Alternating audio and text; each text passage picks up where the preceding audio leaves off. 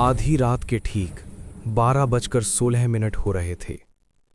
पुराने शहर के उस अपार्टमेंट में खामोशी इतनी गहरी थी कि दीवारों में जमी सीलन से टपकती पानी की बूंदों की आवाज़ भी साफ सुनाई दे रही थी। हवा बिल्कुल रुकी हुई थी, न कोई गाड़ी, न कुत्तों के भौंकने की आवाज़, न किसी इंसान की हलचल। और तभी एक चीख, तेज, कर्कश, दर्द से भरी हुई। ये कोई सामान्य दर की चीख नहीं थी।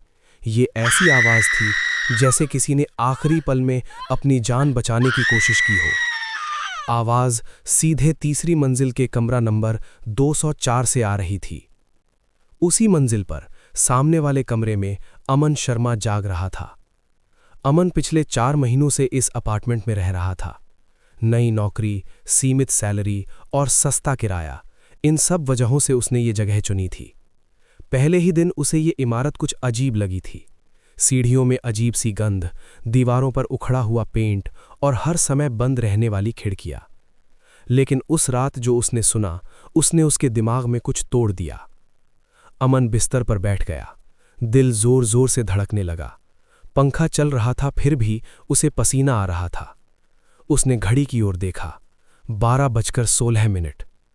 कुछ सेकंड बाद वही चीख फिर से, इस बार ज्यादा करीब। अमन जानता था कि कमरा 204 में सिर्फ एक ही इंसान रहती थी, नेहा।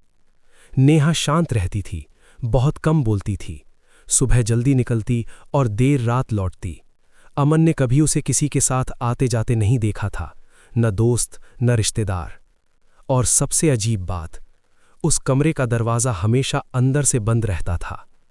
अमन ने हिम्मत जुटाई, धीरे धीरे अपना दरवाज़ा खोला।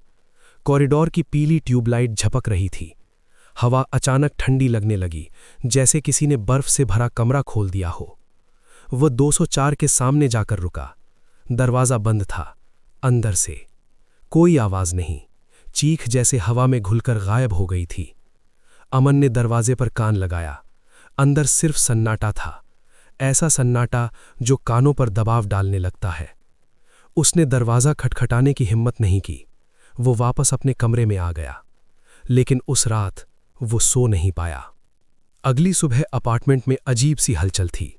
204 का दरवाज़ा अब भी बंद था। नेहा बाहर नहीं निकली थी। दोपहर हो गई, फिर शाम। आखिरकार चौकीदार ने पुलिस को बुलाया। दरवाज़ा तोड़ा गया। अमन भी वहीं खड़ा था। अंदर का दृश्य पूरी तरह सामान्य था। बिस्तर सलीके से लगा हुआ, अलमारी बंद, खिड़की अंदर से बंद। कोई खून नहीं, कोई संघर्ष के निशान नहीं। लेकिन नेहा वहां नहीं थी, जैसे वो कमरे से गायब हो गई हो। पुलिस ने पूछताछ की। अमन ने चीख के बारे में बताया।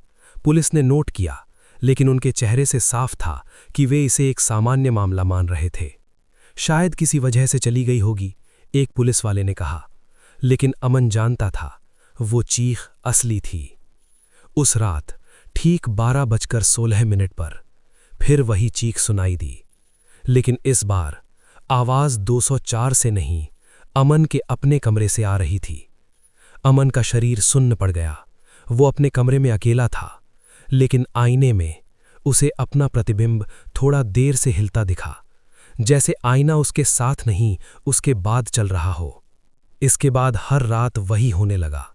12:16। चीख, दीवारों में कंपन और आईने में कुछ ऐसा जो होना नहीं चाहिए था। अमन ने पुराने रिकॉर्ड खंगालने शुरू किए। उसे पता चला कि ये अपार्टमेंट करीब 30 साल पुराना है और हर 7-8 साल में यहां से कोई ना कोई अचानक गायब हुआ है।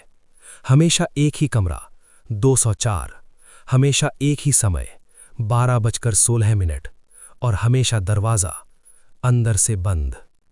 धीरे धीरे अमन को एहसास होने लगा कि नेहा गायब नहीं हुई थी, वो जाग गई थी।